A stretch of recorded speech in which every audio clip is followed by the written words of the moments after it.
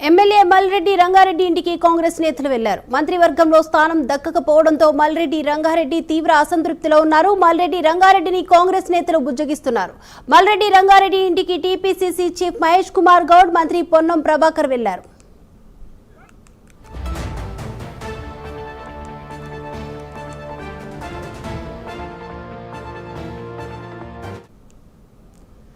మల్రెడ్డి రంగారెడ్డి ఇంటికి కాంగ్రెస్ నేతలు వెళ్ళినట్లు కూడా తెలుస్తుంది. ఓవరాల్ అప్డేట్స్ అందించడానికి మా ప్రతినిధి నాగేంద్ర సిద్ధంగా ఉన్నారు. నాగేంద్ర.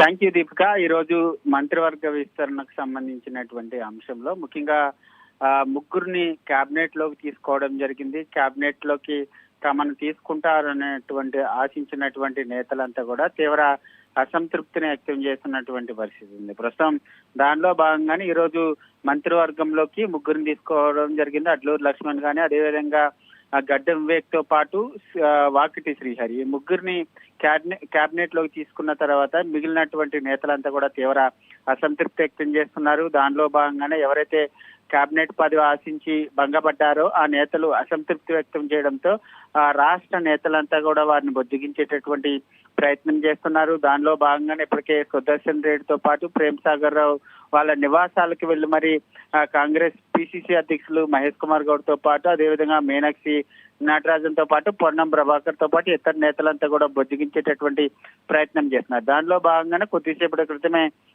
మల్రెడ్డి రంగారెడ్డి జిల్లా నుంచి, ఉమ్మడి రంగారెడ్డి జిల్లా నుంచి తనకి కేబినెట్ లో స్థానం ఆశించినటువంటి నేత, కాంగ్రెస్ పార్టీలో చాలా సీనియర్ నేత. అలాంటి నేతకి ప్రస్తుతం కేబినెట్ లో చోటు లభిస్తుందంటూ కూడా ఆయన కూడా చాలా ఆశలు పెట్టుకున్నటువంటి పరిస్థితి. కానీ మంత్రివర్గ విస్తరణలో మాత్రం ఆయన పేరు రాకపోవడంతో తీవ్ర అసంతృప్తి వ్యక్తం చేయడం జరిగింది. 5 గంటలకి మీడియా సమావేశాన్ని ఏర్పాటు చేసి ఆయన రాజీనామా చేయాలనుకునేటటువంటి ఆలోచన సైతం చేసినటువంటి పరిస్థితి. ప్రస్తుతం రాష్ట్ర నేతలు పిసిసి అధ్యక్షుడు మహేష్ కుమార్ గౌడ్ తో పాటు పొన్నం ప్రభాకర్, ఇతర నేతలంతా కూడా ఆయన నివాసానికి వెళ్ళి ఆయన్ని బొద్దిగించేటటువంటి ప్రయత్నం చేస్తున్నారు. మీకు కాంగ్రెస్ పార్టీలో సముచిత స్థానం ఇస్తారు రాబట్టేటువంటి, ఎందుకంటే ఇంకా 3 కేబినెట్ లో ముగ్గురిని కేబినెట్ లోకి తీసుకోవాల్సినటువంటి అవసరం ఉన్నటువంటి నేపథ్యంలో నెక్స్ట్ మంత్రివర్గ విస్తరణలో మీకు ఉమ్మడి రంగారెడ్డి జిల్లా నుంచి కేబినెట్ లోకి ప్రాధాన్యత కల్పిస్తారంటూ కూడా నేతలంతా కూడా హామీ ఇచ్చేటటువంటి ప్రయత్నం చేస్తున్నటువంటి పరిస్థితి ఉంది. వీరితో పాటు మరికొంతమంది నేతలు ఇంకా అసంతృప్తి వ్యక్తం చేస్తున్నటువంటి నేపథ్యంలో వారితో పాటు